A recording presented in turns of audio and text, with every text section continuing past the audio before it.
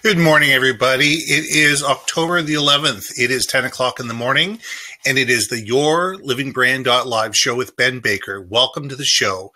Today is another great episode on this show. You know what? Let me tell you a little bit about the show for those people who haven't been here before.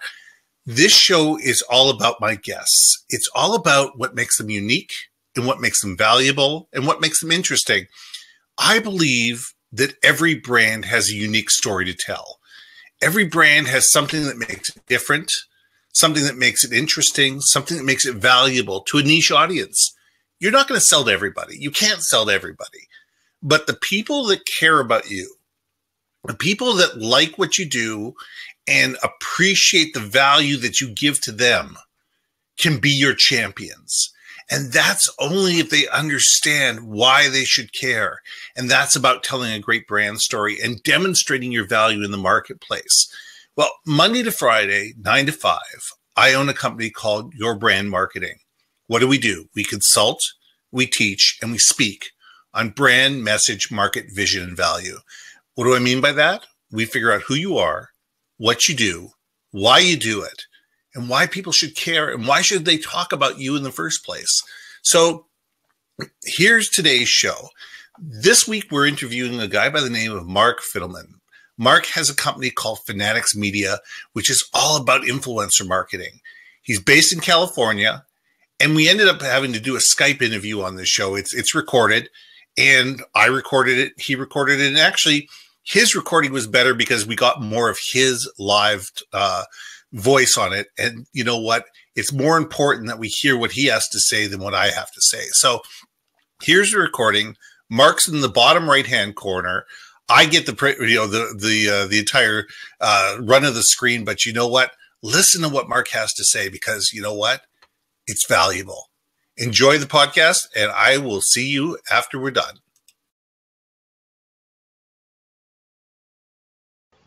Hey, Mark. How you doing? Ben, it seems like we just did this yesterday. Well, you know, it might have been yesterday, but it could have been the day before, but who knows? It's, technology is a wonderful thing, but you know what? We got it right this time, and it's a beautiful thing. We did. How are things down in sunny Southern California? You know, funny enough, today seemed like the first day of fall for me. We've had an abnormally hot summer, but today was overcast. It finally didn't break 70 degrees, so you know, for me, we're starting to see autumn. I'll miss summer. If I could have summer every single day of the year, I would have it. I'm not like most people. See, I'm the guy that once it gets above 85 degrees, I'm miserable. So, you know. Well, then you'd love San Diego because it rarely gets above 85. Perfect. All right, I'm moving to San Diego. That's it. It's done. Take the family. If I can talk them into it, I'm there. I actually love San Diego. It's a great area. Now, I wanted to get people to understand your story. You do an incredible thing in terms of influencer marketing. So tell me the story of Fanatics Media, and tell me the story of what you guys do in terms of influencer marketing. Yeah, I mean, so Fanatics Media was born out of the concept of, bringing influencers into an engagement in order to drive a lot of organic traffic. It's harder and harder to get paid traffic that works. If you could bring in organic traffic with high engagement, that's something that we stand behind, that we see when you're running campaigns or really trying to promote a B2B or B2C business, works extremely well. The origins of Fanatics Media, I'll tell you pretty succinctly, started 6 years ago. We created a survey to the open source industry, and this is way before influencer marketing even had a term for it or a name for it. And fortunately, I had one of the questions was one of the last questions on the survey. I just added this kind of glibly. I basically added a question that says, who do you think is the most influential person in the open source industry? And after about 1,000 responses later, we took those responses, we put up a top 5 post that said, here are the top 5 people or the top most influential people in the open source industry. And the next day, Ben, it was 600,000 people that had pulled up that article. This was 6 years ago. 600,000. So 6 years ago, we're nowhere near today in terms of the influence. That's right. And you guys got 600,000 views in 24 hours. So I mean, literally, Ben, after this post came out, press were contacting each of these 5 influencers to get their thinking about it and why they're so influential, and nobody had done anything like this before. Forbes and Fortune were the only ones, but they were doing like 40 under 40 and 30 under 30 type lists, but nobody had done, not a company had never done a list like this before. So they got so much attention, we got so much attention, and at the end of the day, just a few days later, these influencers were calling us and saying, hey, I don't know what you did. I don't know what kind of magic fairy pixie dust you spread all over the place, but all of a sudden, people are paying a lot more attention to me than they did before. What can we do for you? And it was at that moment when I said, okay, there's something big here. They're asking me, these are the most influential people in the industry. They're asking me what they could do for my company. And turns out we did a lot with them, really moved the needle. They drove awareness for us. They drove sales for us. And that was the beginning of Fanatics Media. It didn't happen right away, but I took those concepts and I turned it into an organization. We are a full-service digital marketing agency. You have to be with influencer marketing, but influencer marketing is really our bread and butter. Okay, so for those who are uninitiated, explain influencer marketing. Explain what it is and how it works. Yep. The easiest way to explain it is to say that there are celebrities that are out there. We all know them. Michael Jordan comes to mind as one of the more popular. He endorsed a shoe by Nike, and it turns out now it's actually the Jordan shoe. But at the beginning, it was just his logo, his name on a shoe, and that shoe made millions. And I think if they look back, the relationship has been worth billions over the last 30 years, however long it was. And so influencer marketing is like that, but with a modern tool set. It's no longer, influencers on TV promoting products. It's more like influencers on different social channels, depending on where a target audience is. And they're talking about products. They're doing unboxings. They're doing blog posts about it. These are the influential people with large followings that have some kind of engagement or relationship, a trusting relationship with these individuals that are doing things on behalf of a brand that help promote that product or service. And that's essentially what influencer marketing is today. Now, when you guys look at influencers, there's micro influencers, people that influence a local market, people that are up and comers, and then there's the A-listers. Yeah. There might be A-listers and A-listers. Do you guys look at number of followers, or do you guys look at reach? What's the key factors you guys are looking for? Yeah, followers can be gamed. Reach can be gamed, but less. It's easier to detect when it's being gamed. We look at a combination of factors. We look at followers or subscribers on YouTube. We look at views, and we look at engagements relative to those views. So if the engagement is high and the views are high, and maybe it's 5%, whatever the number is, then we say, okay, this is probably an influencer that's going to help sell products. In fact, we found there is a correlation and causation for influencers that have high engagement to products sold, or conversions, if you're talking B2B, to some kind of an event, like download a white paper. So that's what we look for. Now, there's a lot of gaming going on, so you have to be careful. Oh, yeah.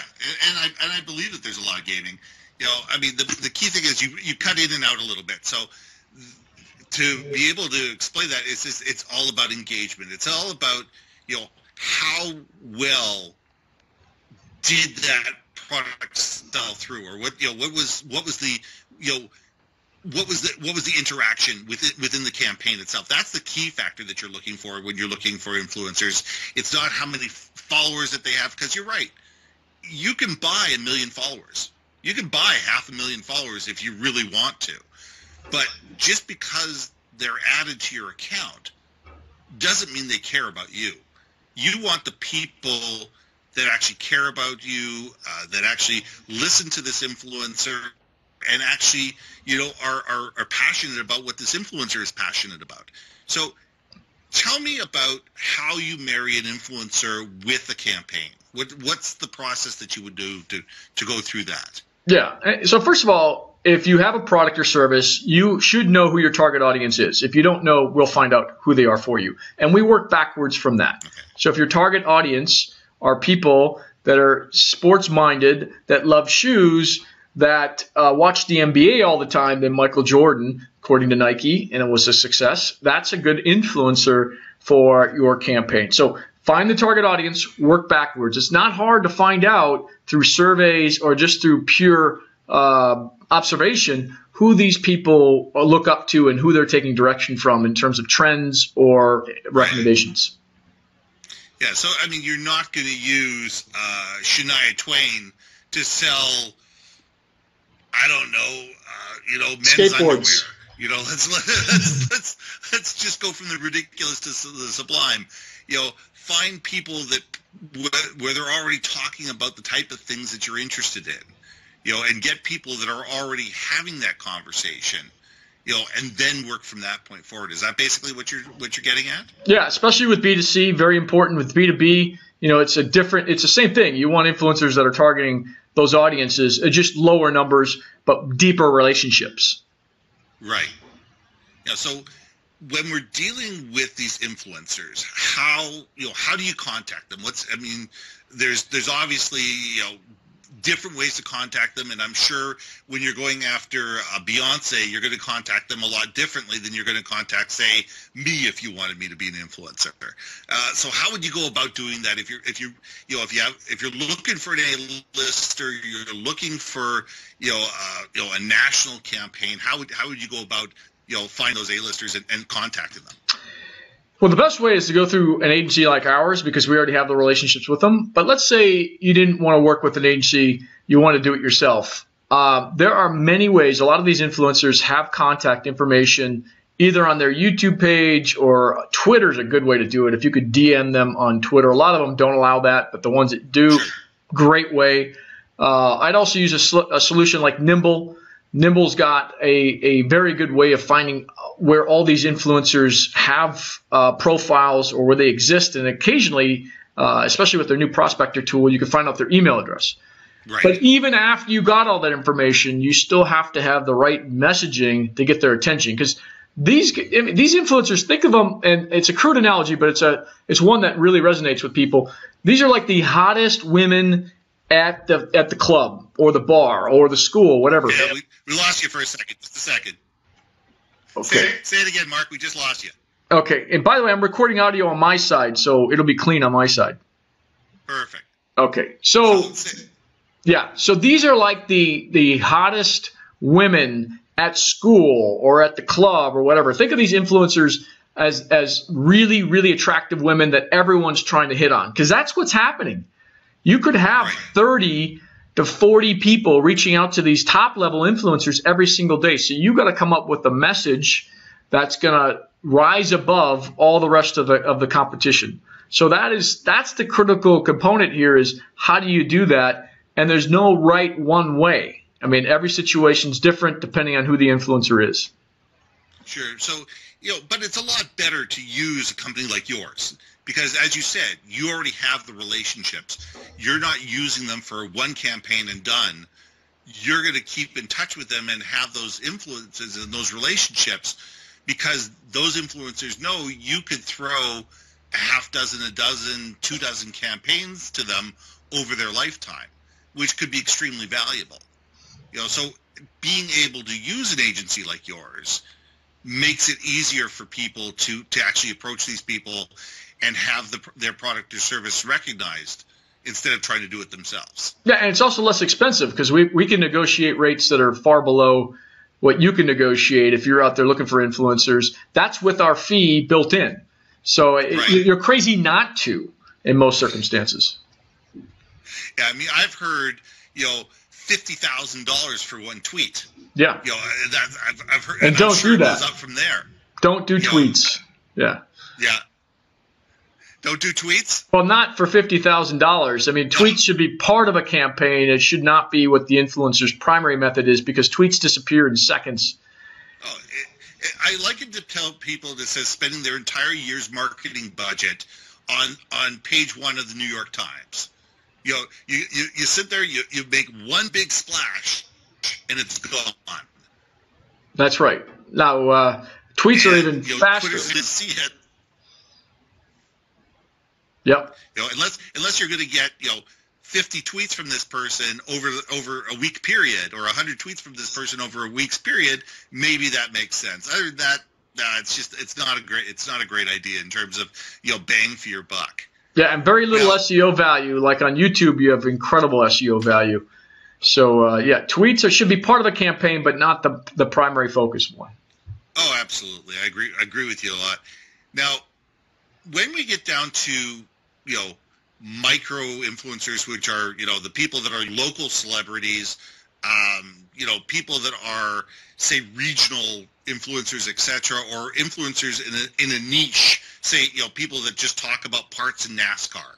You got a guy out there that has a following of 50,000 or 100,000 and 200,000 people, and he is the perfect guy for Napa Auto Parts. He's the guy that that Napa's or one of these big parts manufacturers wants somebody because he's already talking about it. How do you talk Napa into using that level of influencer when they're just sitting there, but we want the top level people? Well, I have a discussion, first of all, about budget, and to let them know, hey, it's a tier 1 budget can be pretty expensive. Now, it might fit what you're looking to do because they'll drive a lot of traffic, they'll drive engagement, and then ultimately they'll drive conversions. And if you can afford that, it's probably not the best thing you can do. I'd work with tier 2s, but it would be better in aggregate over micro-influencers. Why you want to use micro-influencers is a lot of times you can get it to do them for free. And if you can manage, if you have a staff capable of managing 50 to 100 of these people, and paying some, not paying others, and being able to manage all that and to track it, then micro-influencers could be a very inexpensive, effective way to get word out about your product or service. Right, but where the tier 2 influencers have what do you call them? Like they have to have 100,000 followers, 250,000 followers. What is there a range that you guys look at when you're looking at these people to be able to say you are a tier 2 because you have this many followers on YouTube? Yeah, on the B2B. Yeah, sorry. On the B2C side, yeah, we look between 100 and a million. We might move that up to 250,000 here pretty soon, but right now it's 100,000 to a million with high engagement. And you got to remember, you got to keep that high engagement, or else you're dealing with an influencer that has no connection with their audience, or worse, they're fake followers. Exactly, and there's nothing worse than the fake followers. There's nothing worse than being caught in that trap of saying, "Ooh, this person's got 500,000 followers. Oh, I should use this person, to influence my product." Well, if there isn't the engagement that goes with it, if this person doesn't have a real audience that's listening to them on a regular basis and is interacting with them, you're throwing your money away. Right. And companies like Mark know how to fish that out. Where you probably don't as a regular person. That's right. You don't understand how to look at the different analytics and see who's worth dealing with and who's not. Yeah, great point. Thank you. So, last thing, when we're dealing with influencers is, how do you? I mean, there must be some type of aggregating software. Is it like a Match.com, or how does it work? Because there's thousands of them. If there's not hundreds of thousands of them, of these people that are sitting there by their computer, doing their thing, telling their story, getting people to listen to them, but you can't just be searching YouTube all day, every day. There's got to be a way to find these people in an effective manner. Yeah. So for B2C, we use Hyper. That's Hyper, HYPR brands.com. We think they're the best because they're multi-channel. I mean, they got YouTube, they got all the different channels. For B2B, I like Little Bird. So it depends on what type of operation that you have. If you're going after B2B or B2C, I would recommend one of the others, and I've probably tried them all. It's not to say that some of the others aren't very good. I just find for what we do, Hyper and Little Bird to be the best. I have to add that Hyper Brands does sponsor my YouTube channel. I have to add that, but I legitimately seek them out because I thought they were the best to do a show with them. Well, that's important. I mean, you're going to use a tool that's effective. I mean, yes, you know, they are sponsoring your show. Good, you know, thank you for putting that out there. But you know what? If the technology isn't good technology, you're not going to use it. And that's another thing going back to the influencers. You know, if they don't like your product, they're not going to use it. They're not going to tell people. You know, I'm sure the B-level influencers are not quite as picky about that. You know, and they might be able to, you know, fudge liking a product that they don't, you know, particularly like. But you're going to read that authenticity in their YouTubes and in their posts about that.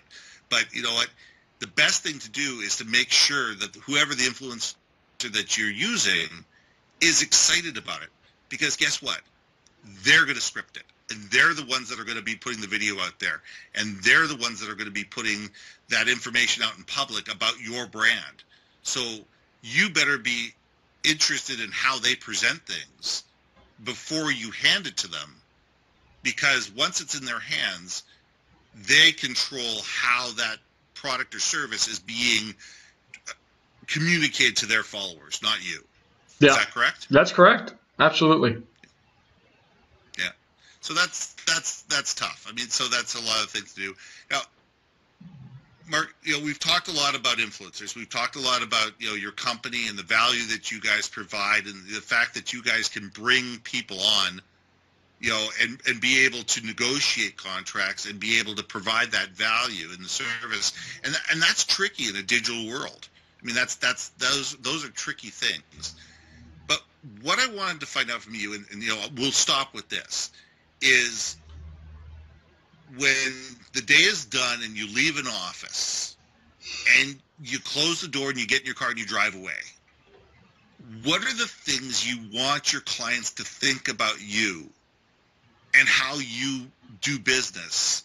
You know, what are the things that you want to leave them with that you want them thinking about when you're not in the room? Yeah, I mean, my answer is kind of the same for both large and small companies. For small companies, I really want them to believe and to understand that we care and we want their business to succeed. And we show that in a lot of different ways. So I don't think there's ever, you know, anybody that believes any differently. And that's our number one goal. We want to we want to partner with you. We want you to succeed, and we'll do everything possible in order to make you succeed. For big companies, it's more about, okay, how can we use our complementary skill sets and services to push a project down the line, make it successful, and all come out looking good. And it's a similar concept, right? We're doing everything possible to make you successful, with much bigger impact on a small business than a large business, but our commitment's still the same. We're partnering with you. We want you to be successful, and we're going to do everything we can to make you successful. And I think 99.9% of our customers still believe that today, and will believe that in the future. Absolutely. I mean, to me, it's all about the customer. It's all about understanding their goals, understanding what's important to them, understanding what they're trying to achieve. What does success look like to them? And if we can help them achieve their goals, they'll keep coming back to us. Yeah. Because you know what? That's what it's all about. And it's all about making the people you work with successful. And, you know, that's what I see you do on a regular basis. You know, when I'm watching you on Facebook, when I'm watching you on LinkedIn, when I'm listening to the different things that you do and see the type of campaigns you've worked on, you know what? You guys do a really good job with that. So thank you very much. So hang out in the green room for a minute. I'm just going to say goodbye to everybody, and I'll be right back. Thanks, Ben. All right. Sounds like we've stopped. So thank you guys very much for joining us on the show today. Sorry about the audio. It was the joys of technology in a modern world.